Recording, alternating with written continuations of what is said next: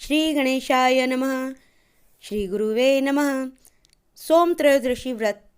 सूत जी बोले, हे ऋषिवरों, अब मैं सोम त्रयोदशी व्रत का महात्म्य वर्णन करता हूँ।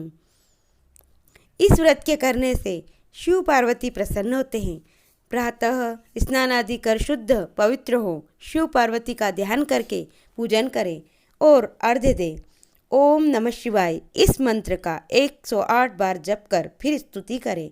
हे प्रभु, मैं इस दुख सागर में गोते खाता हूँ, ऋण भार से दबा ग्रह दशा से ग्रसित हूँ। हे दयालु, मेरी रक्षा कीजिए। शौनकादि ऋषि बोले, हे पूज्यवर महामते, आपने यह व्रत संपूर्ण कामनाओं के लिए बताया है। अब कृपा कर यह बताने का कष्ट करें कि यह व्रत किसने किया, वह क्या फल पाया। सूत जी बोले, एक नगर में एक ब्राह्मणी रहती थी। उसके पति का स्वर्गवास हो गया था।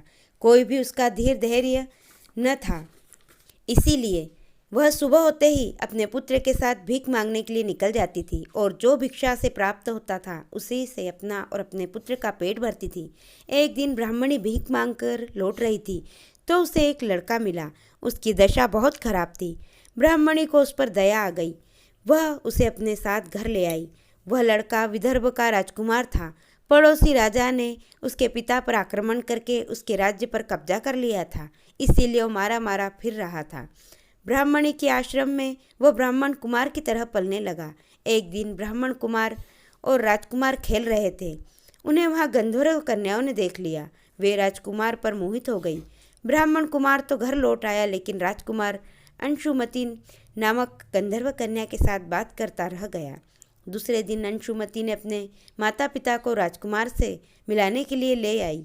उनको राजकुमार पसंद आया। कुछ ही दिनों बाद अंशुमती के माता पिता को शंकर भगवान ने स्वप्न में आदेश दिया कि वे अपनी कन्या का विवाह राजकुमार से कर दें। फलतः उन्होंने अंशुमती का विवाह राजकुमार से कर दिया। ब्राह्मणी ने ऋषियों ने आज्ञा दे रखी थी कि वह सदा प्रदोष व्रत करती रहे। उसके व्रत के प्रभाव और गंधर्व राज की सेनाओं की सहायता से राजकुमार ने विदर्भ से शत्रुओं को मार भगाया और अपने पिता के राज्य को पुनः प्राप्त कर वहाँ आनंदपूर्वक रहने लगा। राजकुमार ने ब्राह्मण को अपना प्रधानमंत्री बनाया। राजकुमार और ब्राह्मण कुमार के दिन जैसे ब्राह्मणी के प्रदोष व्रत की कृपा से फिरे, शंकर भगवान वैसे ही दूसरे भक्तों के दिन भी फेरते रहे। तभी से प्रदोष व्रत का संसार में बड़ा महत्व है। शौनक ऋषि सूत जी से बोले, दया कर अब आप मंगल प्रदोष व्रत की कथा वर्णन कीजिए।